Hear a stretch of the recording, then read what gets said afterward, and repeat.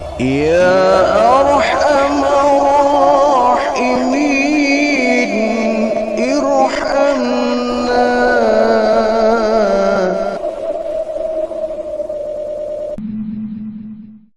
Abu Said Al-Khudri, Abu Saleh As-Samman, ia berkata, pada hari Jumat aku melihat Abu Said Al-Khudri sedang melaksanakan sholat, menghadap sesuatu yang membatasinya dari orang-orang yang lewat atau sutrah ya. Beliau Al-Khudri ini sholat, kemudian di depannya ada sutrah. Sutrah ini penghalang ya, batas wilayah dia melaksanakan sholat ya. Tempat atau wilayah ketika dia sholat yang tidak boleh dilewati orang ya.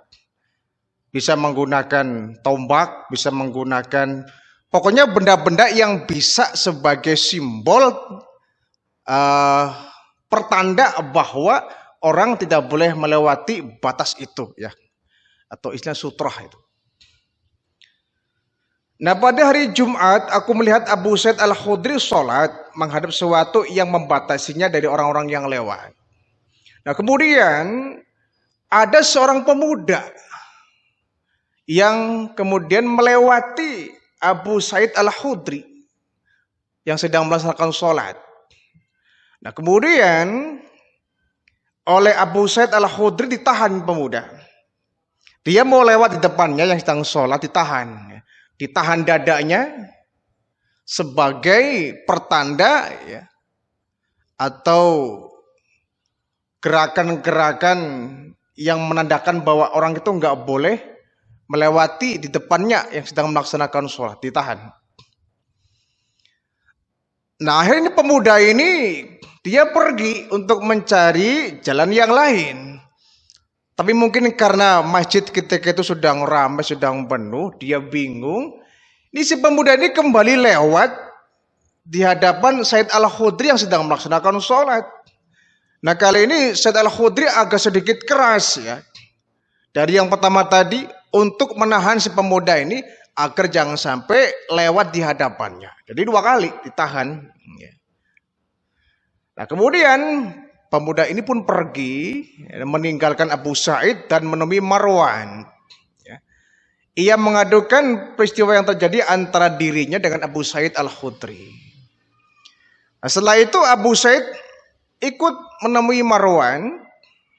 Marwan pun berkata, "Hai Abu Said, apa yang kamu lakukan terhadap anak saudaramu ini?" Ya. Abu Said kemudian menjawab, "Sabi'tun Nabi sallallahu alaihi wasallam idza shalla ahadukum ila syai'in yasturuhu minan nas." Kata Nabi, jika seorang dari kalian melaksanakan sholat menghadap sesuatu yang membatasinya dari orang, fa arada ahadun ayajtaza baina yadahi falyadfa'u. Kemudian ada seseorang yang hendak lewat di hadapannya, maka hendaklah dicegah. Yadfa'u, kamu cegah agar orang itu enggak melewati di antara kalian yang sedang melaksanakan sholat. Fa in aba falyuqatilhu fa innama huwa syaitanu. Jika dia tidak mau, maka perangilah dia karena dia adalah setan. Ini jawaban dari Said Al-Khudri. Ya. Jadi si pemuda ini kemudian ya mungkin komplain ya, protes. Kenapa saya sedang lewat kemudian ditahan oleh Said Al-Khudri? Nah, Said Al-Khudri ini kemudian ingat pada sabda baginda Rasul bahwa ketika engkau sedang melaksanakan sholat, ya, hendaknya engkau menaruh ya, sutrah pembatas tempat wilayah yang engkau gunakan melaksanakan sholat, agar orang tidak melewati di depanmu ketika sedang melaksanakan sholat. Ya, cegahlah kalau ada orang lewat, cegah kata baginda Rasul. Jangan kemudian sedang sholat dia lewat kita diam saja, salah itu. Kita cegah. Dia sudah mengganggu sholat kita. Walaupun mungkin nggak sengaja ya. Dia sedang ada perlu kemudian lewat. Nah, supaya dia nggak melewati sholat kita, ya, supaya dia cari tempat yang lain, kita cegah, kita tahan. Kalau dia marah, kalau dia tidak terima, ya, fa'in aba, dia tidak terima, falyuqatilhu, maka perangi. Maksudnya ya bukan diperangi dengan makna yang sebenarnya ya. Kau tegur dia, kau marahi dia, ya, boleh ya. Kenapa? Fa'innama huwa syaitan, berarti dia sama dengan setan. Ya. Maka kita ketika berjamaah di masjid ya, kadang ada saking penuh ya. Kita lebih baik menunggu teman kita yang sedang melaksanakan sholat. Jangan sampai kita kemudian melewatinya di depannya ketika sudah dipasang sutra, ya, sudah dipasang benda ya, sebagai pertanda bahwa ini tempat digunakan sedang melaksanakan sholat. Di beberapa masjid kadang-kadang ada ya dari papan yang digunakan sebagai sutra pembatas. Ketika sholat kita taruh itu papan di depan kita, ya, papan atau mungkin tas kita juga bisa ya. Gunakan tas kita umpama sebagai musafir, kita ke masjid bawa tas. Nah, kita taruh itu tas di depan kita. Itu sebagai sutra pembatas bahwa ini wilayah yang saya pakai sedang dipakai untuk melaksanakan sholat, tidak boleh dilewati oleh orang. Ya. Dan kitanya mesti ngerti ya, umpama kita yang lewat, kita mau lewat nih ya, sementara di jalan yang kita lewati dipakai untuk melaksanakan sholat, dan di situ ada pembatas, ada sutra. Kita harus kalau toh melewati harus melampaui sutra itu, ya, di luar wilayah sutra, bukan di dalam, ya. Misalkan sutronya jaraknya antara 1 meter, ya, itu kita harus melampaui. Kalau kita melampaui itu nggak jadi masalah, ya. Kalau kita melewati sutra itu sudah menyimpang jauh dari sutra, itu nggak jadi masalah. Umpama kita sholat ya, kita sholat, kemudian ada orang lewat di depan kita, tapi jaraknya jauh 2 meter ke depan ya, atau 3 meter, itu nggak jadi soal. Ya, apalagi itu melewati sutra kita, ya, itu sudah di luar wilayah sutra, itu nggak jadi masalah. Yang jadi masalah kalau umpama kita sedang sholat, kita pasang sutra, kita pasang pembatas, baik itu tas, entah itu barangkali buku, atau mungkin jaket kita, atau mungkin papan yang ada. Ya. Nah, orang kemudian masuk di dalamnya itu, di dalam ya wilayah sutra tadi, itu harus kita cegah. Ya, harus kita cegah. Jangan kita biarkan itu. Kalau kita biarkan, berarti kita menyetujui setan, ya. Jangan-jangan dia merupakan alat setan untuk mengganggu sholat kita, ya. Atau kita lewat di hadapan orang sedang sholat, jangan-jangan kita diperalat oleh setan sehingga melewati sholatnya orang. Orang yang kita lewati mungkin tidak khusyuk. Orang yang kita lewati mungkin sholatnya terganggu dan kita lewat, maka kita oleh baginda Rasul stop, ya, stop, kita tahan dia. Kalau marah, falyuqatilhu, kau boleh perangi dia, artinya kau boleh kasih peringatan, ya, kasih peringatan, ya, boleh kita marahi dia. Kalau kita nggak terima, dia nggak terima, ngajak berantem, ya kita lawan. Oh, dia salah. Misalkan ada orang melewati, kita tahan, dia nggak terima, dia ngamuk-ngamuk, dia marah-marah, kita marahi lagi. Kenapa? Kita posisinya benar, dia salah. Falyuqatilhu, boleh perangi dia. Dong dia salah, ya. Kecuali anak-anak mah nggak tahu barangkali, ya. Kalau anak-anak mungkin nggak tahu, karena dia belum paham tentang bab fikih ya anak-anak belum mengerti. Ada lewat aja itu anak lari depan kita ya. Nah apalagi kita kemudian ketika sholat naruh kacamata ya. Kacamata kita taruh di depan kita. Anak lewat lari keinjak kacamata kita. Aduh. Ya kacau balau sholat kita ya. Kacau balau sholat kita. Maka kita kalau bawa anak-anak ke masjid ya. Kalau kita bawa anak-anak jaga anak kita. Jangan sampai kita bawa anak ke masjid. Anak lari-lari kita biarkan saja. Ya ini namanya orang tua gak bener ini. Niatnya bagus dia bawa anak ke masjid agar anak terbiasa ke masjid. Bagus ya. Mengedukasi anak supaya dia gemar ke masjid ketika dewasa. Bagus niatnya. Hanya dia mesti ngerti. Ketika dia bawa anak ke masjid, bilang ke anaknya, "Dek, kamu di samping ayah ya sholatnya. Jangan lari-lari." Ketika anaknya lari, ya ditegur itu anak jangan sampai orang tua asik wirid, asik sholat, anaknya lari ke sana kemari, diamkan saja. Ya, maklumlah Pak anak-anak. Ya bukan masalah maklum gak maklum. Anak mesti kita kasih peringatan, kasih pembelajaran, kasih pengertian bahwa itu gak boleh. Kalau kita sebagai orang tua diam saja, anak lari-lari di antara saf sholat, ya, misalkan dia lari-lari di antara saf orang melaksanakan sholat, kita diam saja, nanti anak mengiranya bahwa yang dia lakukan adalah benar, bukan hal yang salah. Kenapa saya nggak ditegur bapak saya kok? Saya nggak tegur orang tua saya, berarti saya nggak salah itu. Kasih peringatan, "Dek, kamu kalau ke masjid sholat berjamaah samping bapak ya, samping ayah, atau kalau nggak di belakang, tapi jangan ribut ya." Di belakang tapi jangan ribut ya. Makanya anak-anak itu nggak boleh ya.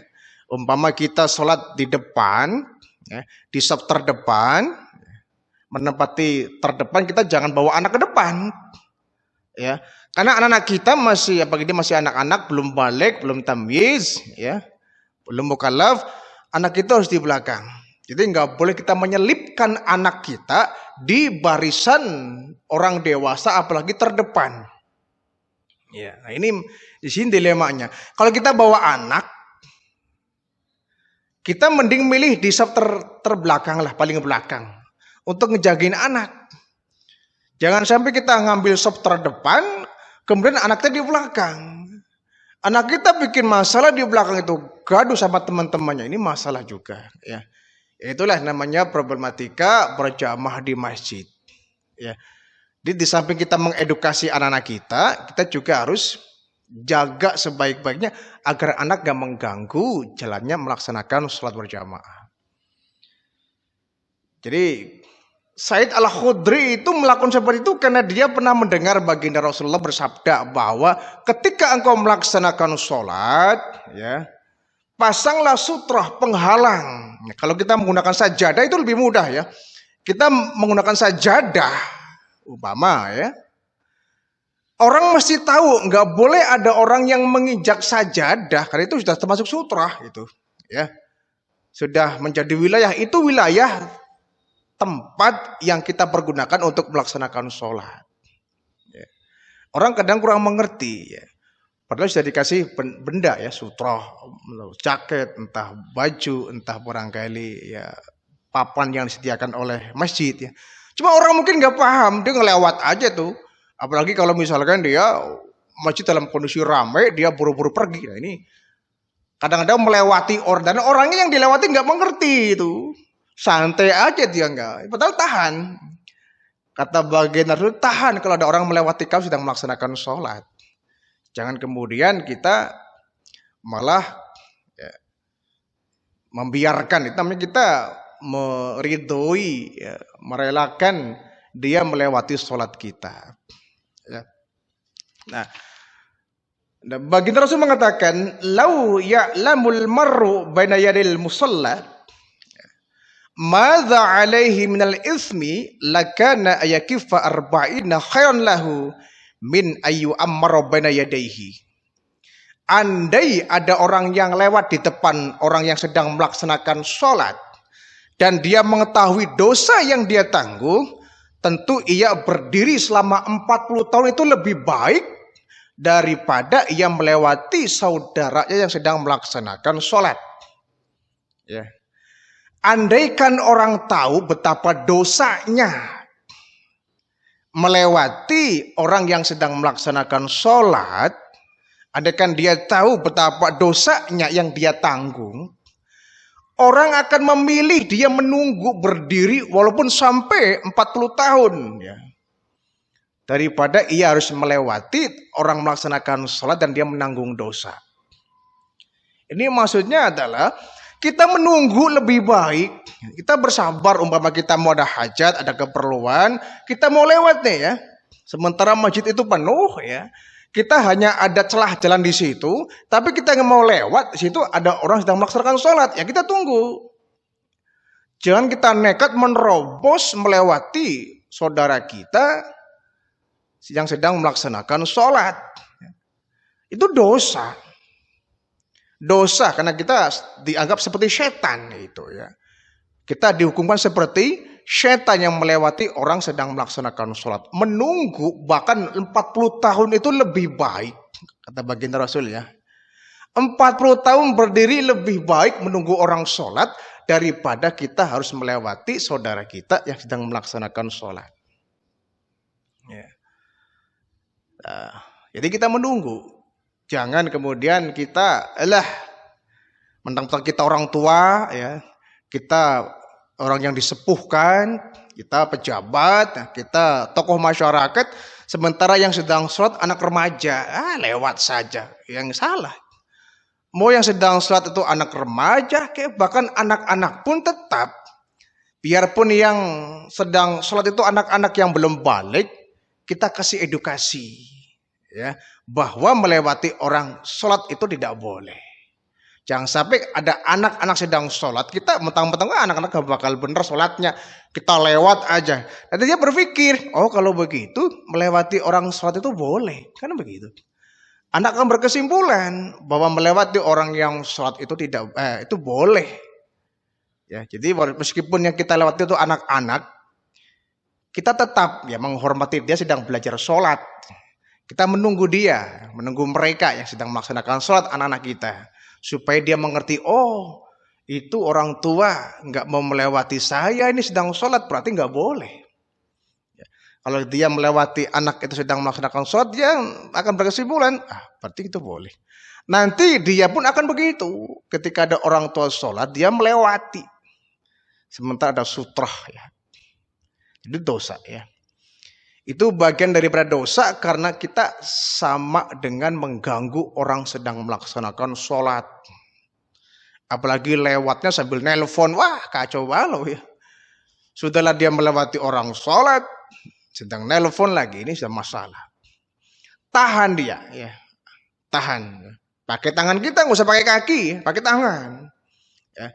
Kita kasih kode menggunakan tangan, kita julurkan ke depan. Kita julurkan ke depan untuk menahan dia supaya jangan lewat. Atau kalau enggak dia melewati sampai batas tangan kita. Ya. Bukan pas di depan kita, tapi melewati batas tangan kita. Berarti dia melewati sutroh. Jadi anggap kita adalah sedang memasang tangan sebagai sutroh, penghalang sholat itu. Ya. Apalagi anak-anak kita tahan, jangan sampai mereka mengganggu sholat kita.